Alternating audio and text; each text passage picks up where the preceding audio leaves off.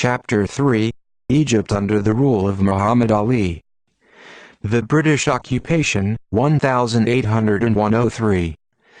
After the expulsion of the French from Egypt, three armies remained in the country: the British, the Turks and the Mamluks.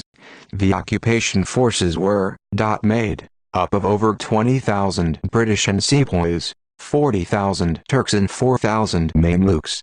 According to the chronicler Jabarti, they looted the merchants' shops, made the artisans pay a fourfold tax and raped the women. Upon entering a village, they imposed an indemnity on the people, arrested the sheikhs, and words cannot be found to describe their behavior to the women. On the roads they robbed and murdered lonely wayfarers and looted caravans. They seized barges loaded with goods on the Nile and threw the sailors and merchants overboard.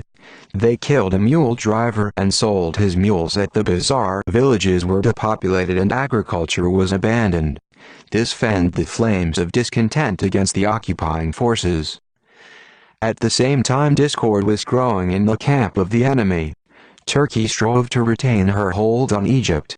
England wanted Egypt for herself and in her struggle against the Turks was backed by the Mamluks. The British general in command ordered the Egyptian Pasha, a Turkish government appointee, to give the Mamluks back their estates and the government posts. But the Turkish Pasha had instructions from Sultan Selim III to exterminate the Mamluks. The Sultan was determined to strengthen his rule over the country. The Turks managed to lure the Mamluks into a trap, destroy some of them and take the others prisoner. The British then induced the Pasha to free all 2,500 Mamluks by threatening to bombard Cairo. They were handed over to the British command, which met them with military honors and formed them into new feudal attachments. In the war of words that followed, the British commander ordered the Turkish fleet to withdraw from all Egyptian ports and threatened to put the Turkish admiral in irons and ship him to London if he did not comply. However, the British domination soon came to an end. According to the Treaty of Amiens, concluded on March 27, 1802, between England and France, the British were obliged to leave Egypt. They tried to prolong the evacuation, but their main forces were withdrawn by the beginning of 1802 and the last units left Alexandria in March 1803. The British, however, did not relinquish their aggressive plans. They took the pro-English Mamluk leader, Muhammad al-Alfi, to London with them to let him loose again on Egyptian soil at a propitious moment. Napoleon had not relinquished his aggressive plans either. In October 1802, he sent Colonel Sebastiani. In 1803, he became a general to Egypt to prepare the way for a new expedition. Sebastian, an expert on the East, was also a brilliant intelligence agent and diplomat. He established contact with the Mamluk leaders Ibrahim Bey and Osman Bardisi. The Turco-Mamluk War, 1802–04. Upon the departure of the British, the Turkish Pasha decided to resume the war against the Mamluks, and in 1802 he sent his forces into Upper Egypt, where the Mamluks had established themselves.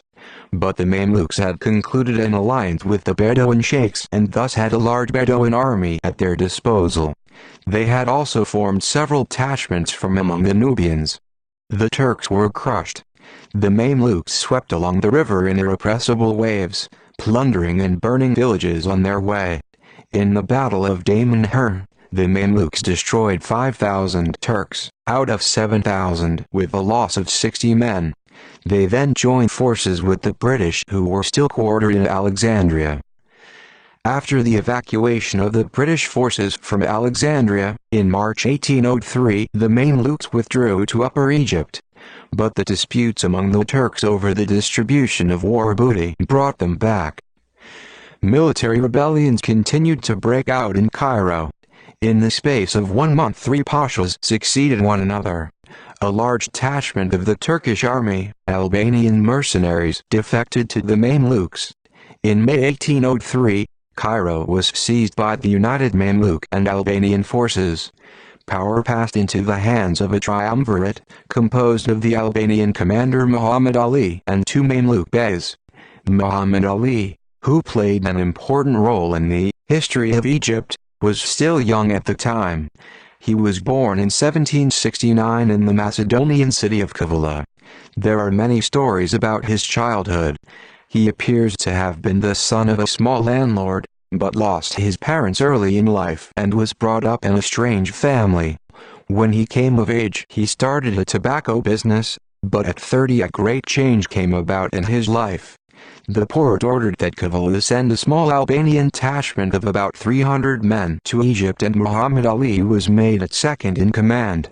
Having distinguished himself in the very first battle, he was put in command of all the Albanian troops who were part of the Turkish Expeditionary Army in Egypt. The first victories fanned his ambitions and he decided to gain possession of the whole country. For this purpose he entered into an alliance with the Mamluks, then launched a joint war against the Pasha, which ended in January 1804 with the utter defeat of the Turks. Cairo Uprising, 1804–05. The advent to power of Muhammad Ali. It seemed as though the Mamluks had once again established themselves in Egypt. They had regained power and their estates, driven out the Turks, and were once again robbing the people.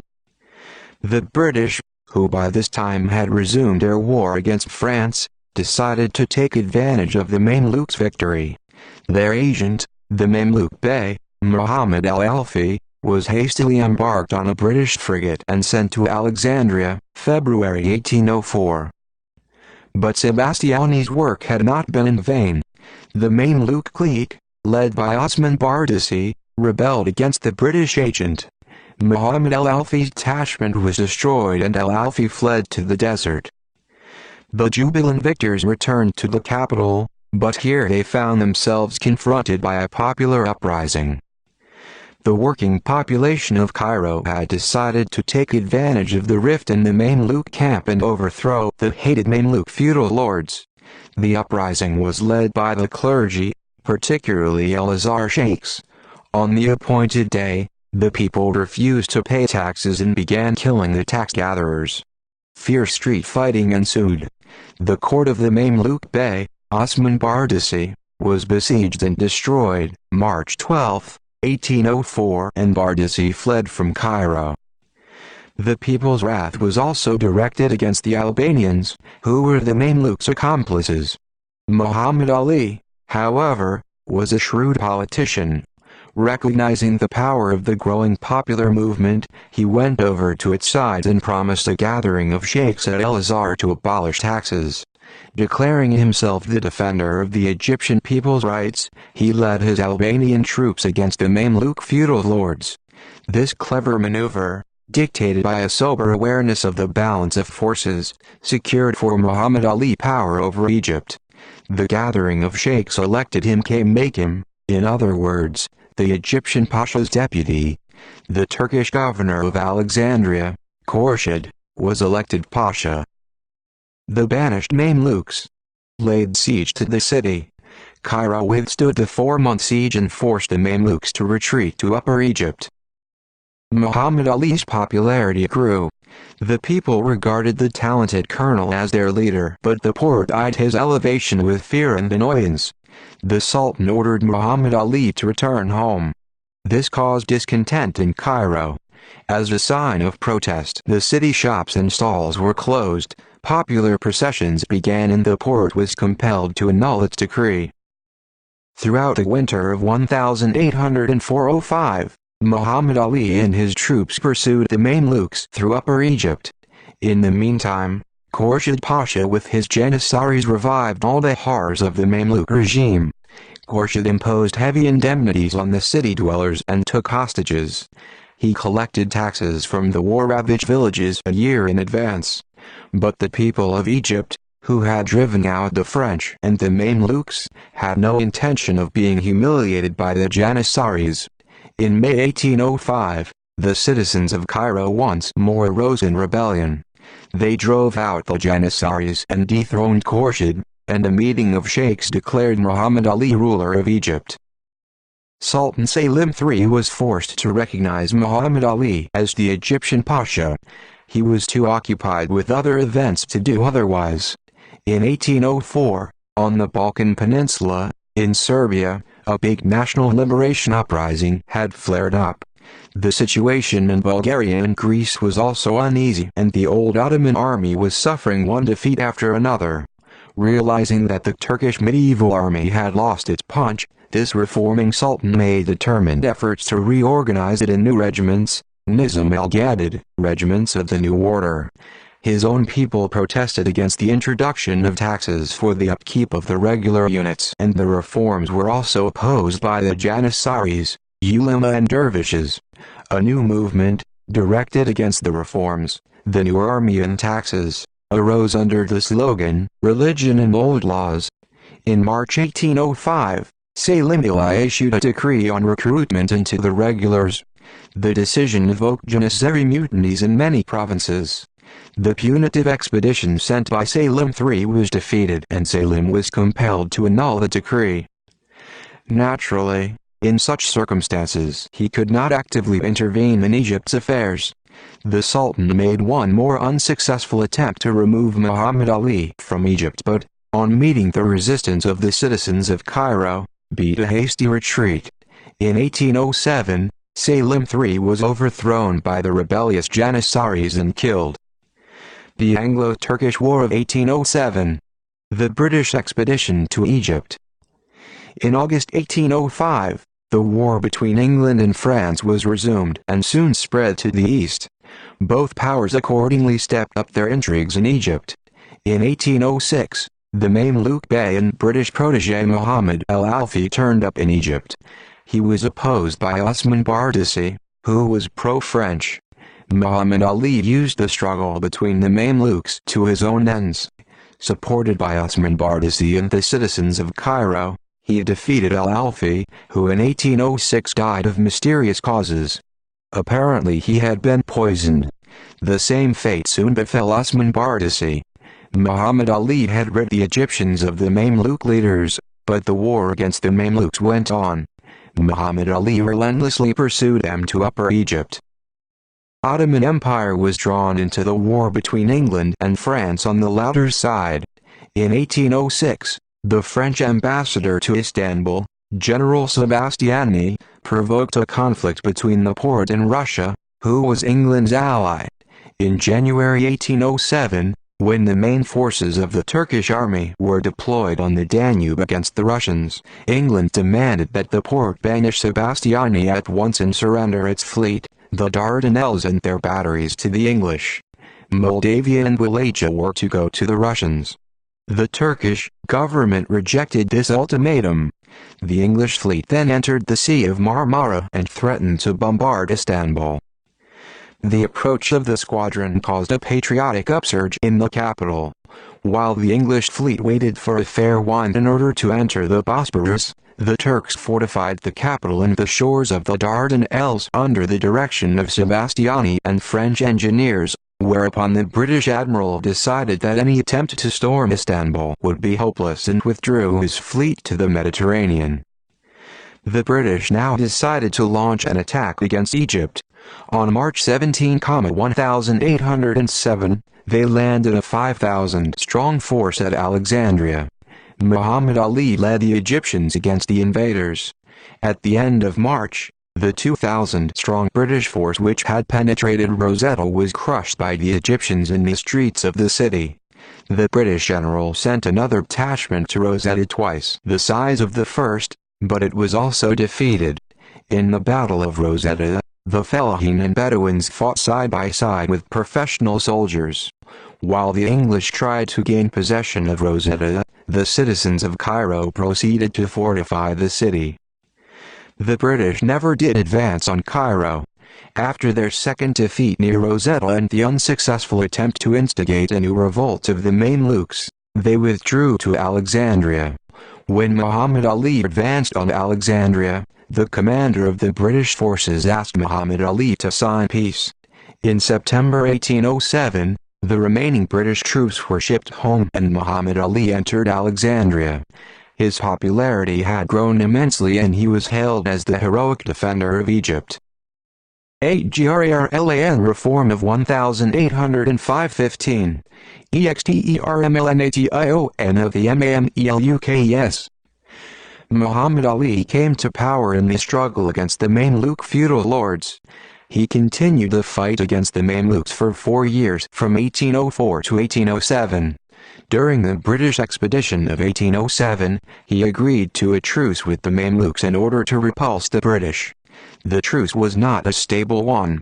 Having recognized Muhammad Ali as their suzerain, the Mamluks maintained their control over Upper Egypt, which became the nucleus of continuous plots and mutinies. After his victory over the British, Muhammad Ali devoted himself to land reforms which dealt a blow at the holdings of the Multazims and the Mamluks. In 1808, he confiscated the estates of the Multazims, who were trying to avoid paying taxes, and in 1809 deprived them of half the fez. In 1812, he took away all the land owned by the Mamluks. In 1814, he completely abolished the iltizam system. Now the fellahin paid taxes not to the Multazims, but directly to the state. The personal dependence of the fellahin on the Multazims was also abolished. All that remained in the Multazims' hands were the USIA lands. Allotted lands, or made state property. True, by way of compensation, Muhammad Ali ordered that the Multazims be paid a fez at the treasury's expense in the form of an annual pension, but the economic basis of their power was undermined. Muhammad Ali, however, did not abolish the feudal mode of production.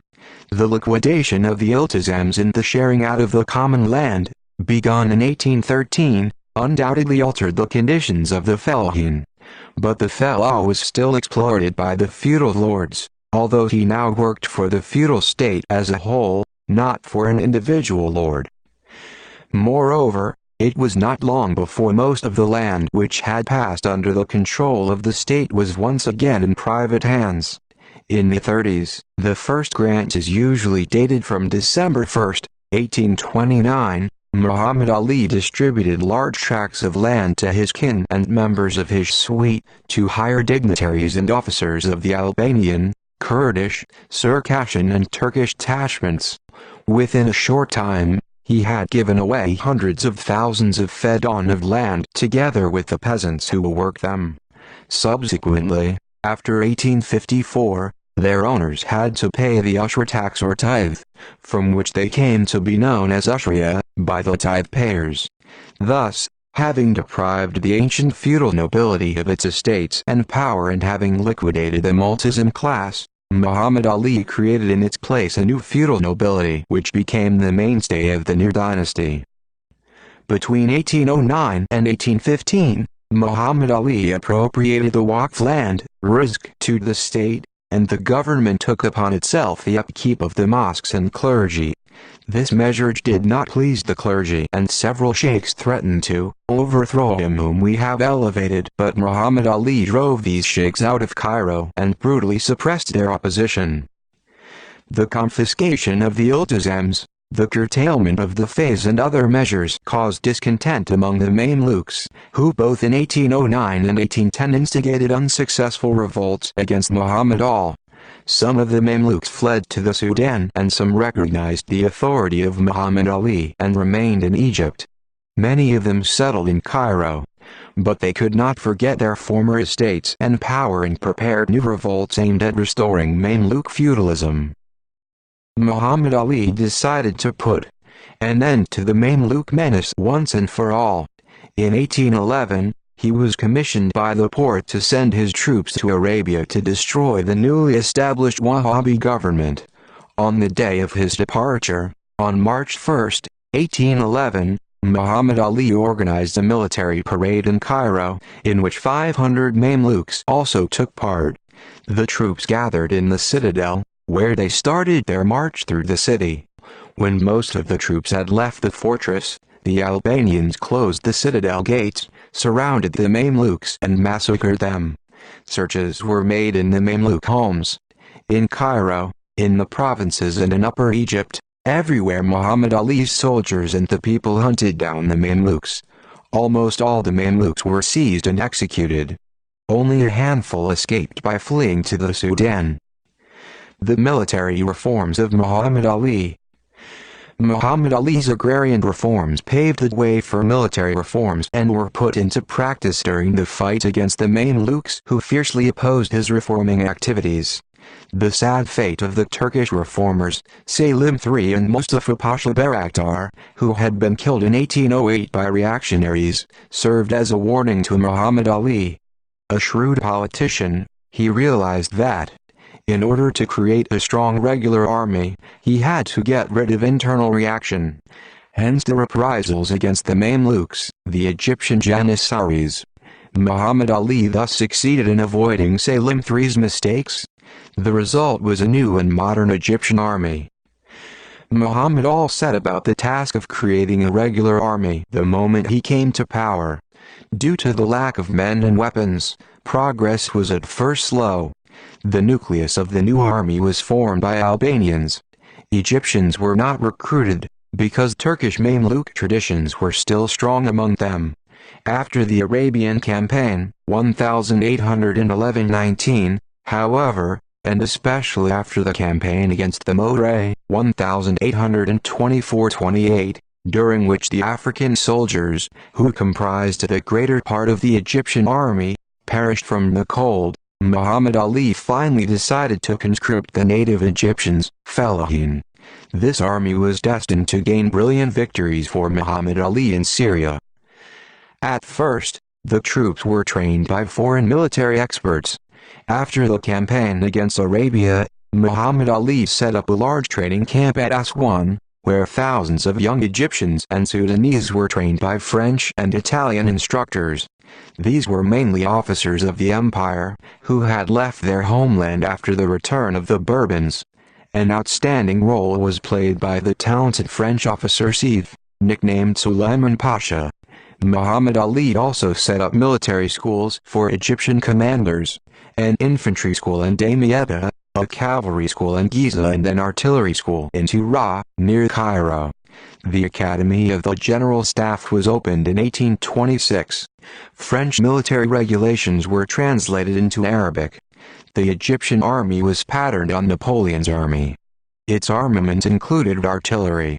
This outstanding artillery may be compared to that of the European armies, wrote one of Napoleon's marshals. You look at it and marvel at the power of the government that has been able to turn the Fellahin into such first-rate soldiers. Weapons were purchased in Europe, but often they were also manufactured in Egypt. By the 30s of the 19th century, the regular Egyptian army had grown to considerable proportions. In 1883, it had 36 infantry regiments, 3,000 soldiers in each regiment, 14 guard regiments with an overall strength of 50,000 men, 15 cavalry regiments with 500 men in each regiment and 5 artillery regiments comprising 2,000 soldiers, a total of almost 180,000 soldiers. Moreover, irregular units with an overall strength of approximately 40,000 men also served in the Egyptian army. Muhammad Ali did not limit himself to the creation of a land force. He studied the reforms of Peter I and would often compare himself with the great Russian reformer. Like Peter I, Muhammad Ali decided to create a national Egyptian fleet. He not only purchased ships abroad in Marseille, Livorno and Trieste. In 1829, after almost the whole Egyptian fleet had been destroyed in the Battle of Navarino, Muhammad Ali built a dockyard at Alexandria, the Alexandrian Arsenal. It was completed within a very short time. In January 1831, the first 100-cannon ship was launched. At first most of the workers engaged in the shipbuilding industry were Europeans, but soon highly skilled native workers were trained. The Arabs quickly mastered the technical professions. Almost all the 8,000 workers at the dockyard were Egyptians. The Alexandrian dockyard, where all the work is done by the Arabs, and which can easily compete with all the dockyards in the world, clearly shows what can be done with these people. The Europeans would never have obtained such amazing results within such a short period, wrote a European observer. Crews to man the ships were also trained. Within a short space of time, 15,000 Egyptian seamen were ready for service. Commanders received their training at the newly established Naval College. The Arabs are versatile and have excellent abilities. They appear to be born sailors, wrote the same observer. In addition, Muhammad Ali erected several new fortresses in Egypt and strengthened the old ones. Development of industry and agriculture. Monopolies. The reorganization of the army called for the creation of many workshops and manufactories.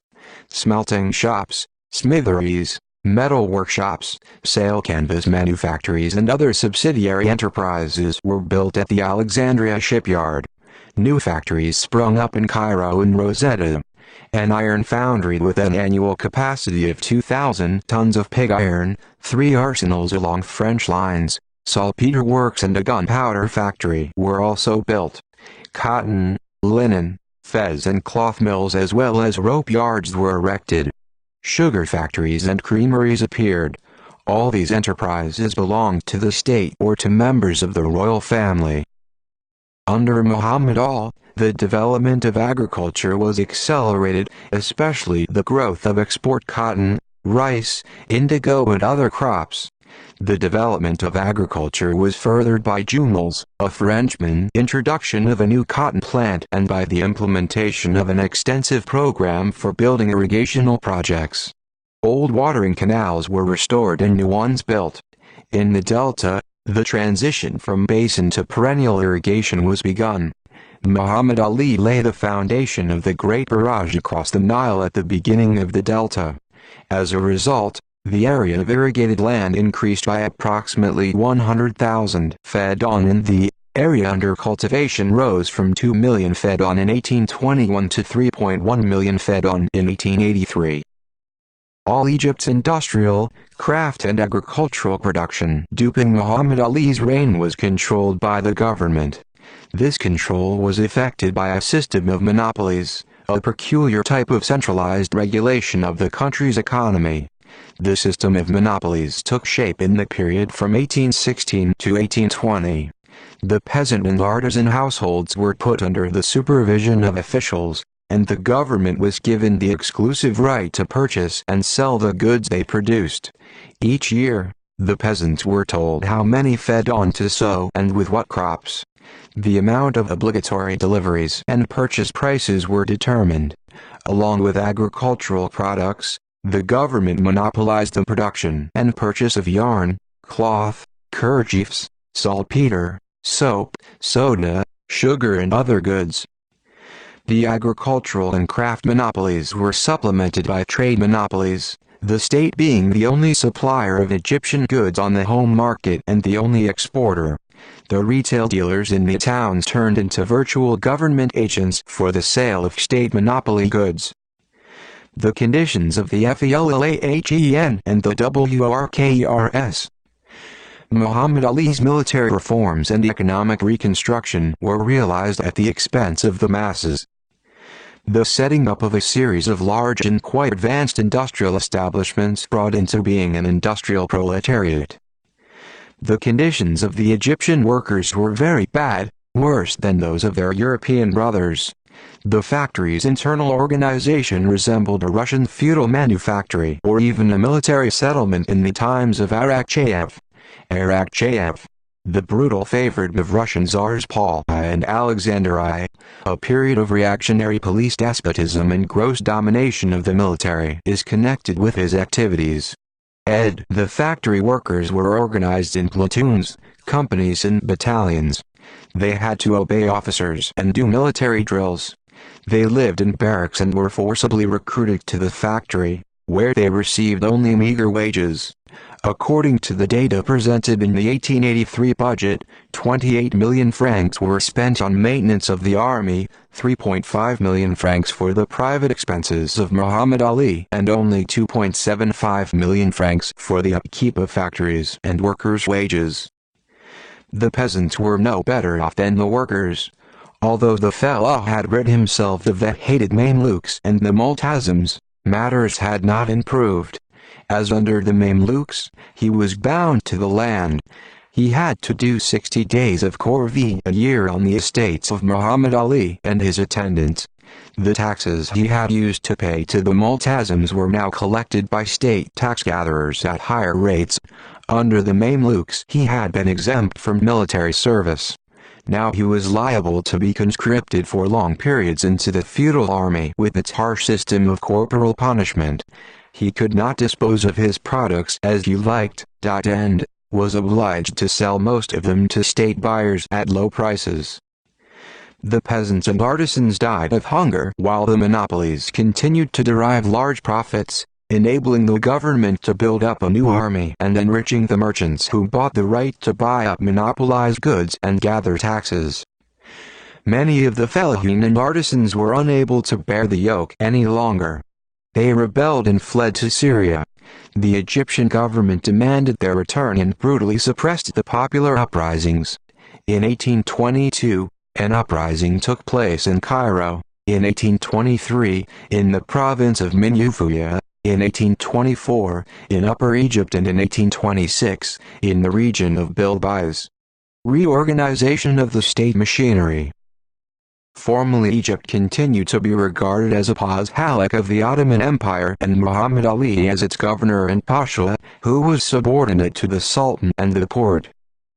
He preserved the mask of a vassal, but in reality he executed only those of the Porte's orders which were to his advantage and sabotaged those that were not. Egypt had, in fact, become an independent state with its own government, army, laws and tax system. Muhammad Ali paid an annual tribute to the Sultan, comprising approximately 3% of all budget expenditure. He received investiture from the Sultan. The latter's name was mentioned in the Khutbahs, and with this ended Egypt's dependence on the Porte. Foreigners called Muhammad Ali the Viceroy. In order to strengthen Egypt's defense potential, Muhammad Ali carried out an administrative reform. He abolished the old Mamluk administrative system, which had the provincial governors, kashifs, arbitrary power, and created a centralized machinery of state.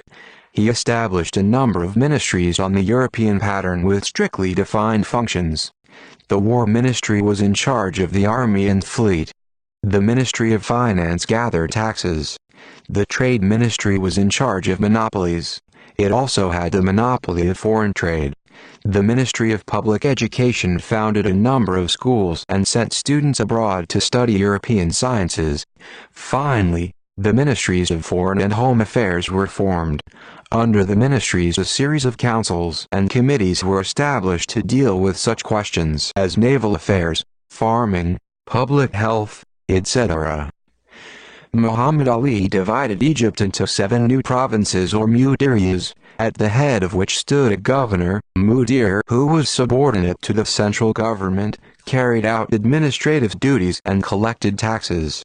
He was also responsible for managing government workshops and manufactories, and for seeing that the canals, bridges and roads were in a good condition. He ensured the timely sowing and gathering of the crops.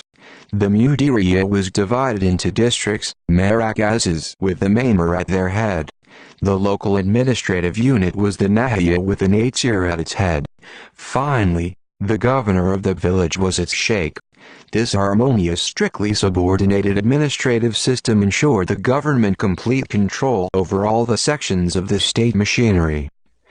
Muhammad Ali invited French doctors, engineers, teachers and lawyers to help Europeanize the administration of the country and, by so doing, formed the basis of a bourgeois intelligentsia among the Egyptians. Cultural reforms. The creation of an army and a new machinery of state called for educated people. Muhammad Ali, therefore, sent many young Egyptians to Europe to study military and technical sciences, agronomy, medicine, languages and law. Specialized literature and textbooks were translated into Arabic. Upon the completion of their studies, they returned home to take up their posts as officers and officials or directors and engineers at government enterprises. Some of them became ministers. For the first time in Egypt, secular schools appeared. Over 6,000 pupils from 8 to 12 years old studied the Arabic language and arithmetic at elementary schools. Pupils from 12 to 16 also studied the Turkish language, mathematics, history and geography at secondary schools. After graduating, they could go to a special school to take a 4-year course. Apart from military schools, other schools were founded: a medical school, a school for veterinaries, polytechnical, engineering and agricultural schools, a school for linguists and a music school. The students received a stipend and did not have to pay for their board. Military and civilian hospitals were also founded in Egypt. They were no worse than the majority of European hospitals at the time. In 1822, Muhammad Ali opened Egypt's first printing house, which published books in the Arabic, Turkish and Persian languages. Under Muhammad Ali, the first Egyptian newspaper Al-Waqia al-Misriya was founded. Muhammad Ali himself learned how to read very late in life, at the age of 45. For almost 10 years he had ruled Egypt as an illiterate, mastering the fundamentals of warfare, engineering and history by sheer innate intelligence. With his new knowledge he studied the details of administering the army and government enterprises and followed reports in the foreign press. General characterization of Muhammad Ali's reforms. Like the reforms of Peter I, Muhammad Ali's reforms were of a progressive nature, although they were a burden to the people, who were mercilessly exploited by the feudal state. Like Peter I, Muhammad Ali did not break the feudal mode of production, but only abolished the most reactionary survivals of the Middle Ages. At the same time he built up a state of landowners and merchants, created a strong army and fleet and state machinery and carried out the series of reforms which turned Egypt into a strong and viable state. Karl Marx thought highly of Muhammad Ali's reforms. Marx characterized him as the only man to replace a dressed-up turban by a real head. The Russo-Turkish difficulty ducking and dodging of the British cabinet.